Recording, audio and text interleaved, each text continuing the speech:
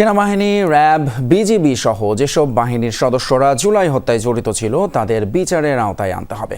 বাহিনীর কথা বলে কেউ যেন পার না পায়, আন্তর্জাতিক অপরাধ ট্রাইব্যুনালে কথা বলেছেন এনসিপির আহ্বায়ক নাহিদ ইসলাম। জুলাই গণহত্যার মামলায় শেখ হাসিনার বিরুদ্ধে ৪৭তম সাক্ষী হিসেবে ট্রাইব্যুনালে সাক্ষ্য দেন তিনি। এর আগে আমার দেশ পত্রিকার সম্পাদক মাহমুদুর রহমানের দুদিনব্যাপী জেরা শেষ হয়। বুধবার শেখ হাসিনা সহ ৩ জনের বিরুদ্ধে মানবতা বিরোধী অপরাধের মামলার সবশেষ সাক্ষী হিসেবে গণ অভ্যুত্থানের অন্যতম সংগঠক নাহিদ ইসলামের প্রথম দিনের সাক্ষ্য নেয় ট্রাইব্যুনাল। সাক্ষ্যতে ২০০৮ সালে কোটা আন্দোলন, ২০১৯ সালের ডাকসু নির্বাচন, সবশেষে জুলাই আন্দোলনে সাধারণ শিক্ষার্থীদের উপর আওয়ামী লীগ, ছাত্রলীগের দমন নিপীড়নের বর্ণনা দেন নাহিদ ইসলাম। বলেন, জুলাই আন্দোলনে কেন্দ্রীয় ও ঢাবি ছাত্রলীগের নেতারা বহিরাগত সন্ত্রাসীদের দিয়ে শিক্ষার্থীদের উপর ব্যাপক নির্যাতন চালায়। বাড্ডা, উত্তরা, মিরপুর, যাত্রাবাড়ি, এরকম ঢাকাসহ দেশের সব জায়গায় কিন্তু যখন নেমে এসেছিল পুলিশ কিন্তু নির্বিচারে গুলি চালিয়েছে সেই সময় 18 তারিখ এবং 19 তারিখ। পাশাপাশি যোগ দিয়েছিল ছাত্রলীগ, যুবলীগ সহ আওয়ামী লীগের সন্ত্রাসীরা, এবং সেই নির্বিচার গুলিতে আমাদের আন্দোলনকারীদের প্রচুর ছাত্র জনতা সেই সময় শহীদ হয়েছিলেন এবং আহত হয়েছিলেন। সেই ঘটনাগুলো আমরা বলেছি।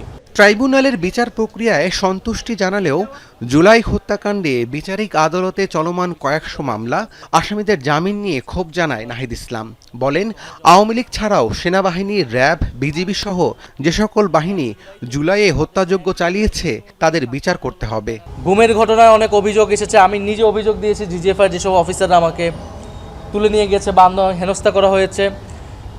এছাড়াও যারা সেনাবাহিনীর বিভিন্ন অফিসার, র্যাবে যারা ছিল, ডিজিএফআইতে যারা ছিল, তারা যেই নেতিবাচক ভূমিকা গুমের ঘটনা এবং জুলাই গণ অভ্যুত্থানে পালন করেছে, আপনারা রামপুরা বাড্ডার ঘটনায় দেখেছেন বিজিবির একজন আর্মি অফিসার, এদেরকে কিন্তু এখনও গ্রেফতার করা হচ্ছে না। ফলে ট্রাইব্যুনালের কাছে এবং আদালতের কাছে, সরকারের কাছে আমাদের কিন্তু আবেদন থাকবে যে অপরাধী যে তাকে যাতে বিচারের আওতায় নয়, সে কোন বাহিনীর সেটা যাতে দেখা না হয়।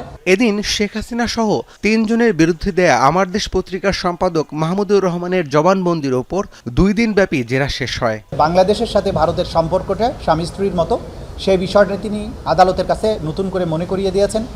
তিনি আরও বলেছেন যে শেখ হাসিনা বলেছিলেন যে ভারতকে তার সরকার যা কিছু দিয়েছে এটা অন্য কেউ দিতে পারবে না এবং এটা ভারত সরকার মনে রাখবে। সেই তথ্যটি তিনি দিয়েছেন আদালতকে, এবং এর মাধ্যমে আদালতকে তিনি জানিয়েছেন যে এগুলো প্রমাণিত হয় যে ভারত সরকারের নিয়ন্ত্রণে শেখ হাসিনা বাংলাদেশকে শাসন করতেন।